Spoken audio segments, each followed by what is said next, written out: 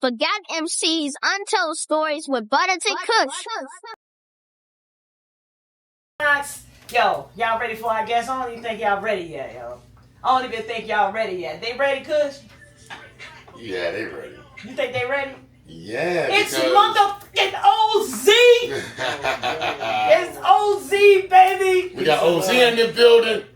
Oh, Yes. the gas. Shout out to my people watching. Yes, peace and love. Everybody Oh watching. People track, watching, you can man. see this. Y'all better check my hat out. Oh, yeah, Stop playing with yeah. Check the hats out. He came with party gifts. Oh, I gotta read it right now. I'm a little tipsy.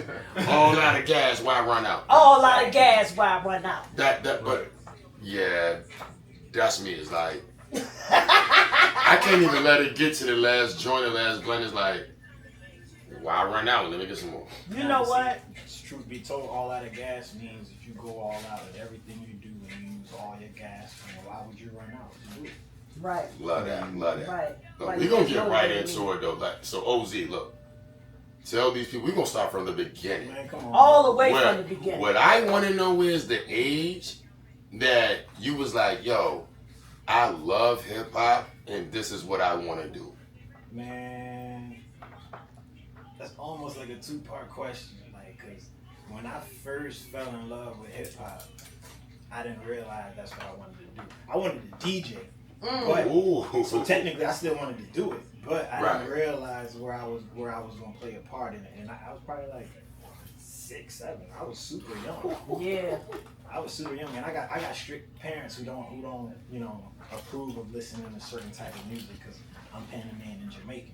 right. Oh, okay, In my favor, they may not have fully understood the cultures of like our music. So if like they couldn't hear like decoding certain bars, Right. they had to do all that, we was good. You know what I'm saying? So like, Right. I remember my pops. He gave us me and my brother. He gave us Doggy Style CD. He didn't realize, like, you know what I'm saying? Right. That was actually my first CD, quote unquote, that I heard that I was allowed to play in my house that had cursing in it. Oh, Wow. okay. All That's right. 93. Yeah, that's Yeah, like 92, yeah. 93. Yep. Absolutely. Wow. Yeah, because I was still in high school. Oh, I ain't mean to say that. I'm sorry, y'all. I was a baby. My daddy played that record for me. Truth be told, when I decided to start doing music, I was like 18 years old. Well, I'm 39. Okay. That's what's Wow, up. that's dope, man. That's dope. So once you decided, you didn't know how it was gonna turn. You started out DJing. Wanting to DJ. I never Wanting to DJ. Yes. What inspired you to write your first rhyme? Truth be told, now I tried to write rhymes in school, like just for fun. But in my mind, I was just playing around. I was in the military. I joined the military in 2003, and I went to Afghanistan. Oh wow! And Damn. ironically, I got a twin brother. I was just about to ask you when about that. when I left Afghanistan at that time, you know what I mean, we had our computers, you know what I'm saying? It was like the MySpace era, the fresh, brand new, so it was like, you didn't want to have me a computer. So I left my computer with my brother. I'm like, yo, run this computer, make sure, don't leave it idle. And while I was gone, he started making beats. Oh wow! Oh, Fruity Loops. Yeah. Throwback. The irony is, though, I didn't know that. I'm in Afghanistan, and I have friends who rap, and I started writing in Afghanistan on some, like, being spaced out, looking at the mountains, missing home, you know what I'm saying? Right. In the desert, in the heat. I started writing my first rhyme out there. So your style, though, right? Like, when I listened to you, I was just talking about this. I was like, he's dedicated to his craft, but it's still upgraded and updated, but it's still like a backpacker or a conscious rapper. But it's relatable to the average ear. Absolutely. Right. How do you do that? Like, who was your influences? Like, who did you listen to? Like, okay. I mean, it's part of my influences and then, like, how like my experiences and things I went through. You know what I'm saying? Right. Jobs I've worked, being professional. You know what I'm saying?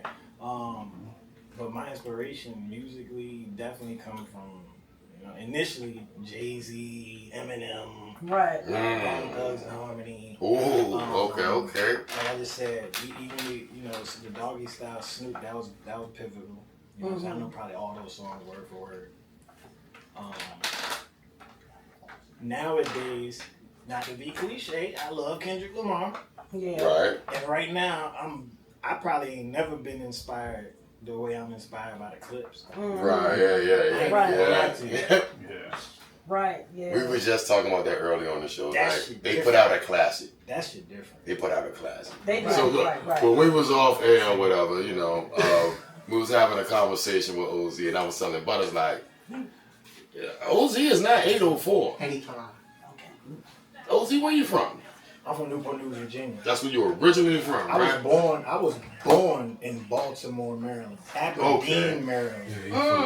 Aberdeen, My dad was in the Maryland. military, you know what I'm saying? Okay. So, Military kid. We was born there. We was probably there maybe about 4 months. And then we went to New York. We was there for like we was some young traveling kids. Yeah. Right. And we winded up we was in Panama for about 3 years. Oh, wow. And then That's what you say you mixed with that. So Yeah, that's your I'm mother Panamanian. or That's your my father? mom. That's your mom? Okay. And my dad Jamaican. Okay. And then we moved to Virginia Okay. from Panama. What age were you when you moved to Virginia? 4 years old. Okay. So that's why you claim VA. I'm VA. Yeah, you are VA. Yeah. I mean, but technically you could claim Maryland. Sometimes I used to get treated like I was from all over the place, and I used to act like that. You from Baltimore. But it's dope when You from New York? I used to be like, damn right. Shit. I mean, it's dope. Like people that's been to different places, live different places, and all that. Right. Like they don't really have the attitude and the mind frame of a local person. Right. I'm sorry, I'm not trying to disrespect Right. anybody, but it is what it is. Right. Like when you're traveled, you tend to act different, talk different, move different. Yep. Just because you respect other people's cultures and all that, and you know there's other cultures out there. Yeah. You know what I mean? So Yeah, I feel you with that. I was a move around kid too, as a kid in the army and stuff. Right. Then in Louisiana, I was coming up in that era where gangs, like you really couldn't wear the red down the street. You know what I'm saying? Right, The NWA era. You couldn't even wear red or blue colors in the movie theaters. Like it was crazy. You know what I'm saying? It was crazy. Hey, yo, OZ, like, so right now, this is Buttas and Kush, Untold Stories. Keyword in that, Untold. Give us some history. Like, we really want to know the struggles. We really know what you've been like. Yeah, the obstacles. Who turned their back on you? Who walked out? Like, all of that. You feel what I'm saying? Like, let's get deep. Man. Let's just keep it real. This is the show where you can open up. Let's So just keep it real. We can go all the way back to history. I told you I was in the military, you know what Right. I'm saying? All right. I got out the military right in 2006, right at the right before the recession hit. So my mentality is, I'm getting out the military. I'm about to work wherever the fuck I want to work. So Right. all I gotta tell them is I was in the Air Force, nigga. Right. I'm about to get any job. You feel me? Look out for me, man. Yo, no Help bullshit. me. When I got out the Air Force, I weighed 169 pounds. Like, that's not crazy, but you know that was pretty It healthy. ain't crazy, but it ain't small. At 22 years old, that was pretty healthy. You feel what I'm saying? Yeah. And how tall are you? And your height. I'm 6'1". Holy shit. Yeah. Yeah. What? So- you 6'1"? I'm 6'1". I'm such a midget. So I said that to say though, like, I'm thinking I'm about to get a job, I'm about to everything about to be so sweet, and slowly but surely, like, I'm not getting no calls back. I ain't got no bread, I'm struggling. You know, so I'm living with my twin brother at the time, you know what I'm saying? So he's trying to take care of me and him, so that's making him be broke. You feel me? Right. Man, I've dropped down to like 131 pounds. Wow. Damn. All my peoples was like, I didn't realize it though, because in my mind I was still skinny as shit. You know what I'm saying? But Right. my friends is looking at me, they like, yo, OZ, you alright, bro? And I'm thinking like, maybe they was just checking on me, like, do I need some bread? Because I was kind of struggling, but I'm just like, yeah, I'm good. Until I realized, I'm like, damn. I started sitting on like wooden chairs and shit, and I'm like, yo, I can feel my bones going through. I'm like, yo, this is crazy. So it was like, that was the start of the struggle, of like the confusion of thinking like, you know, life about to be so sweet when you're in a certain position, and then really go to the back of the line.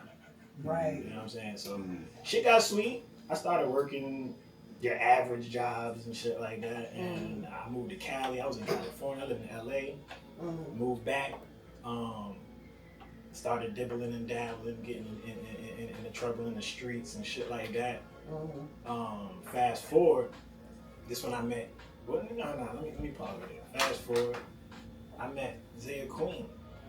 You know what I'm saying? I met her at a time where I had just left my ex-wife. You know what I'm saying? Going through. I want to say I was confused, but I won't because I found her. You know what I'm saying? And we've been rocking ever since.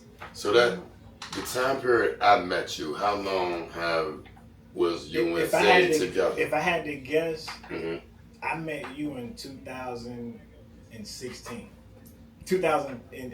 2016. Yeah, that's what. Yeah, like maybe December 2015. Yeah. Y'all came to that studio towards the tail and we started rocking with y'all heavy in the wintertime. But look, Ozzy, tell them how we was really like in the mix. Like, who owned that building?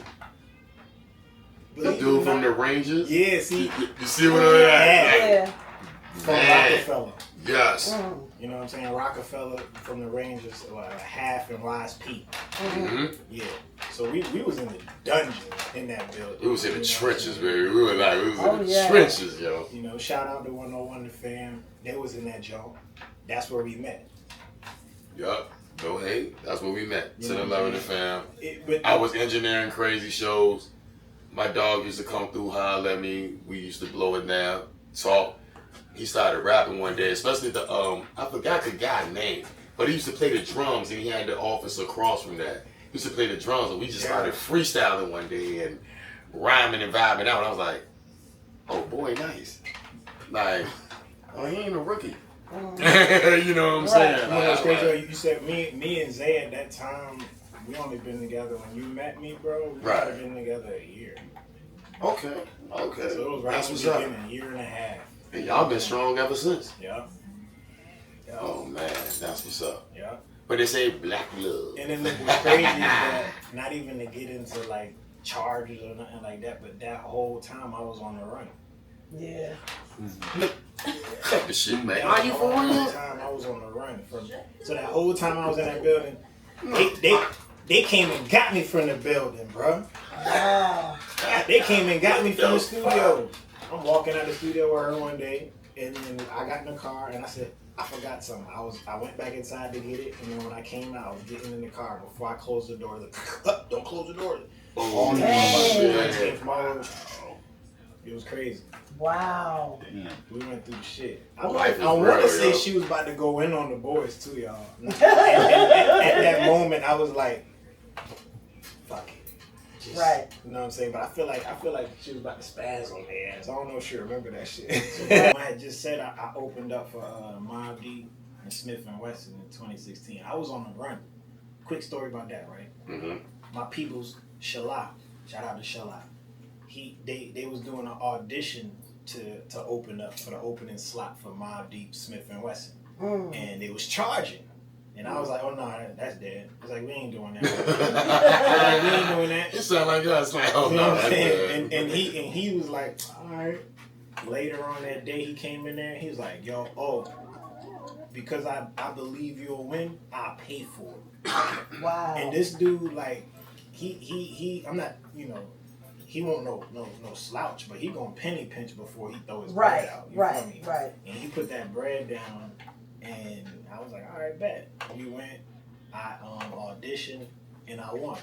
Now, what's crazy is I'm on the run, and this is my first time like doing like such a large show like that, national. And I want to say they sold out that joint. Right. And when I performed, the whole room was packed full wall to wall. So you know what I'm saying?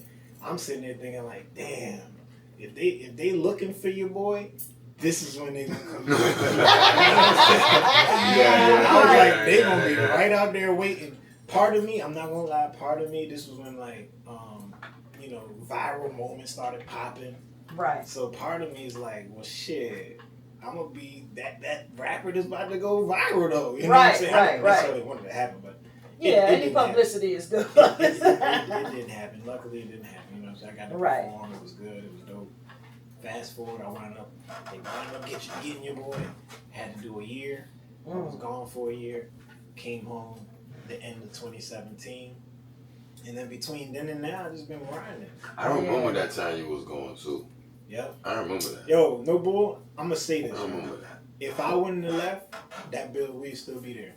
Yeah, I feel you. If I wouldn't have left, we'd have still been there. It's like, once I left, it's like, I feel like, based off what I heard, everybody kind of like just, not to say they was there because of me, you know what I'm saying? Not at all. But it was like, once I left, everybody started just flapping and doing their own thing. Right. So what are some of the obstacles you faced? Like, what happened with people you came up with? Are those people still in your circle, or did you have to, because they say everybody can't go. Right. Did you? I mean, believe it or not, like, the people that was in my circle in the beginning is not in my circle now. You know what I'm saying? Like, through everybody moving, or like you said, everybody can go.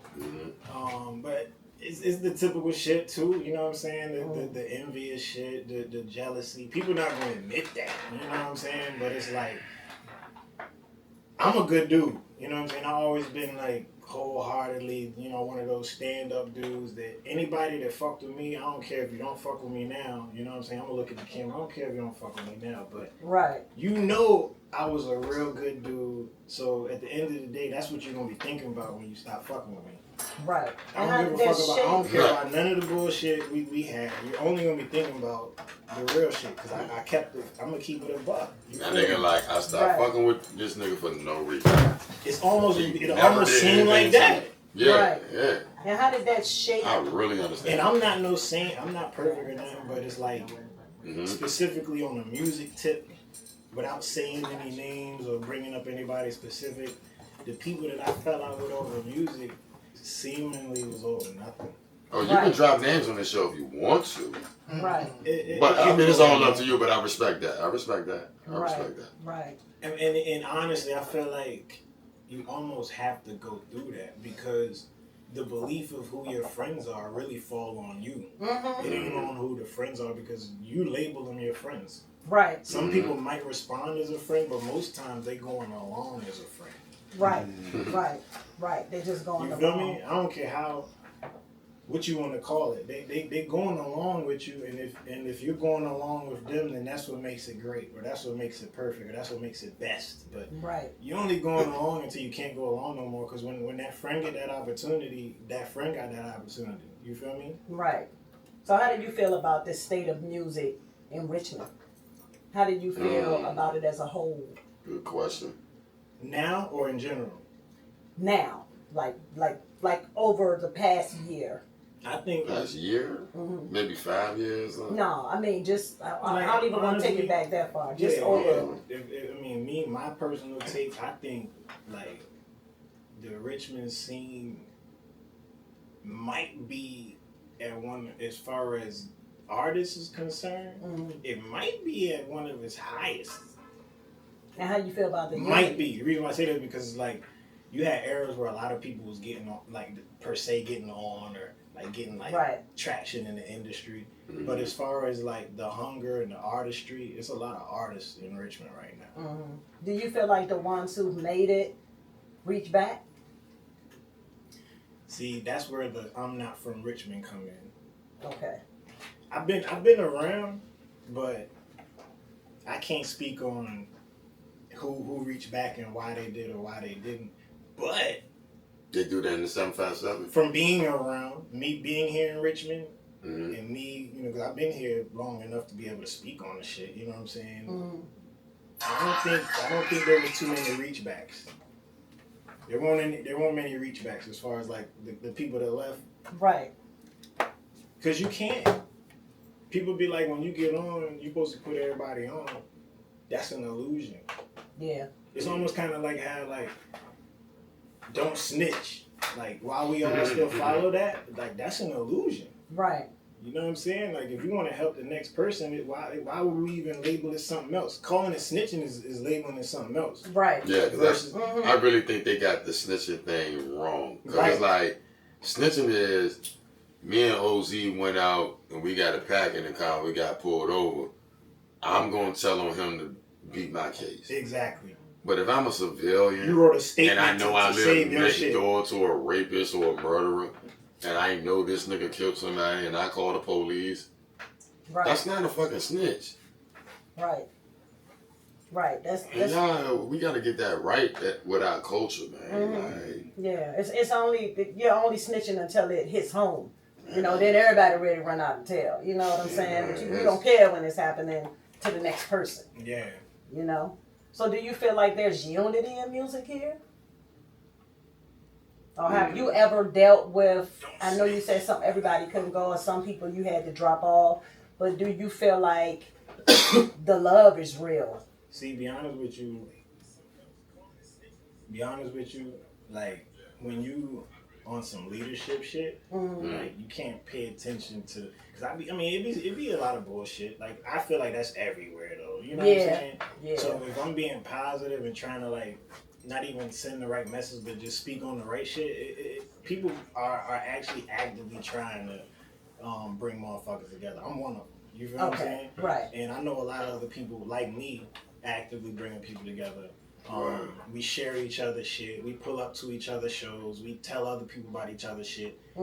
It's small stuff like that we gotta get everybody doing. You feel me? Like the idea of getting on is lost until we can all start. Like right now, the Clips album just came out.